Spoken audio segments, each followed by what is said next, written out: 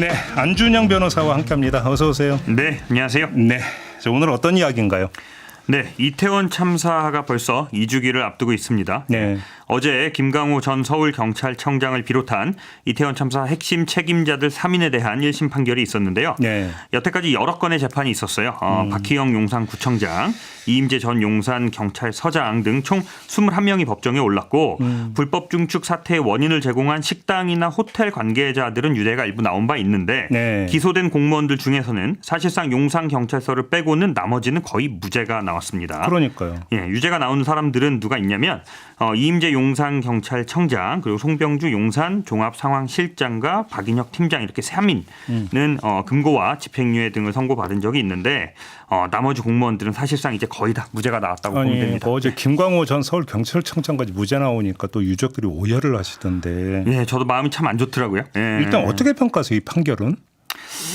일단은 그 판결문이 아직 공개가 안 됐어요. 네. 어제가 선고가 어제 났기 때문에. 근데 네. 이제 기자들이 선고를 청취한 내용을 보면 재판부에서는 이제 서울경찰청장까지는 직접적인 주의 의무가 있다고 좀 보기 어렵고 인과관계도 보기 어렵다. 그래서 용산서의 소관이기 때문에 네. 서울경찰청으로서는 용산서를 신뢰할 수밖에 없었을 것이다. 이렇게 판단을 했더라고요. 예. 그거에 대한 평가는 어떠십니까?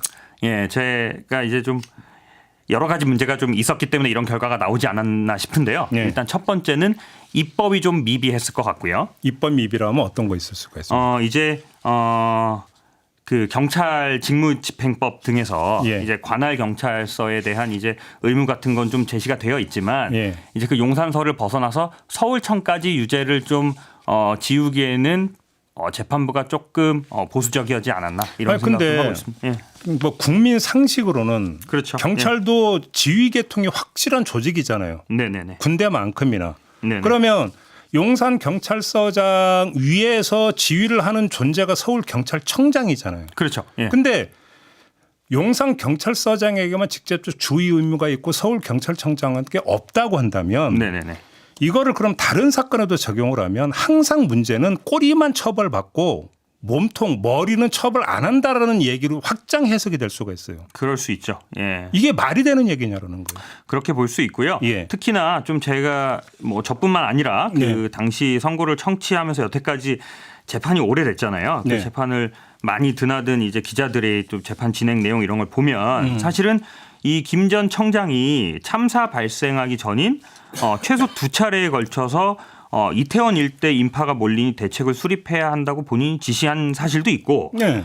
당시에 압사라는 표현까지 사용하면서 안전사고 유형까지 구체적으로 언급하기도 했기 때문에 예견 가능성이 충분히 인정된다라는 비판이 사실 존재하긴 합니다. 네. 근데 사실 실무를 하다 보면 재판이 판결문을 쓰면서 결론을 내지는 않고 먼저 결론을 내놓고 그 결론에 맞춰서 판결문을 그렇죠. 쓰게 되거든요. 그렇죠. 아무래도 이번 1심 재판부는 네. 이 사건의 책임을 용산서에서 좀 마무리하고자 하는 그런 생각이 있었던 것 같아요. 네. 만약에 이 똑같은 사건이 외국에서 벌어졌고 재판에 넘겨졌다면 어떤 판결이 나왔을 거라고 보십니까? 예, 뭐 쉽게 좀 단언하기는 어렵지만 예. 어쨌든 당시에 159명이 사망을 했어요. 예.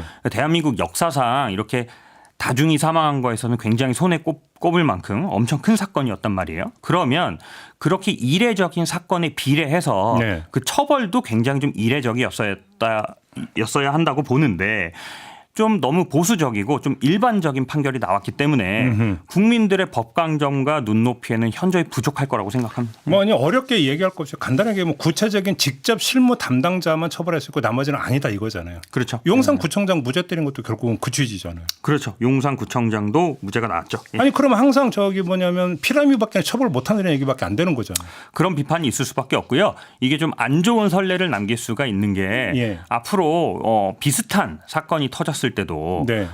또 직접적인 책임자 이외에 나머지 공무원들은 처벌을 안 받는 게 아닌가 이러한 또 오해를 살 수도 있죠. 예. 그러니까요. 그러면 아까 조금 전에 법적 미비를 말씀하셨으면 네네네.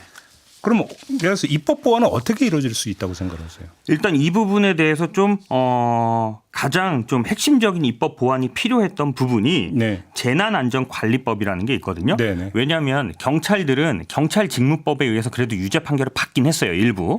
그런데 구청장을 비롯한 구청 소속 직원들은 전부 다 무죄가 나왔는데 구청 이런 지자체 공무원들에게 의무가 부여되는 게 바로 이 재난안전관리기본법이에요.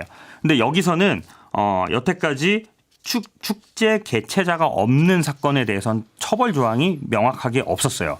근데 이 부분에 대해서 일부 개정이 있기는 있었습니다. 이제 대통령령에 따라서 예. 지역 축제 개최자가 없거나 불분명한 경우에도 안전계획을 수립하도록 의무가 이제는 신설이 되긴 했습니다. 예. 아니 그러면 예를 들어서 얼마 전에 서울 불꽃 축제도 있었는데 보통 네네. 100만 명 오잖아요. 맞아요. 예. 그럼 이 그러니까 법원 판단을 갖다가 여기다 적용을 하면 서울 경찰청은 뭐 하든 말든 그럼 여의도 그러니까 영등포 경찰서죠 여의도 관할이. 그렇죠, 그렇죠. 그럼 예. 영등포 경찰서에서 알아서 해. 네네. 그다음에 영등포 구청도 경찰서 니네가 알아서 해. 우리는 몰라. 이래도 된다는 얘기가 되잖아요. 예, 그러니까 이제 그러면 서울경찰청장은 뭐하러 있고, 그러니까요. 서울시장은 뭐하러 있고 이런 비판이 좀 제기가 되죠. 그래서 2심은 아직 남아 있으니까 그렇죠. 2심에서 좀 더 보긴 해야 되는데 네. 1심에서 이렇게 좀 많이 무죄를 선고가 되면 사실상 실무상 1심에서 무죄가 2심에서 유죄로 뒤집히긴 훨씬 더 어렵거든요. 예. 제가 지금 그 질문 드리는데 2심 전망을 좀 해달라고 했는데 네. 벌써 그렇게 말씀하시네요.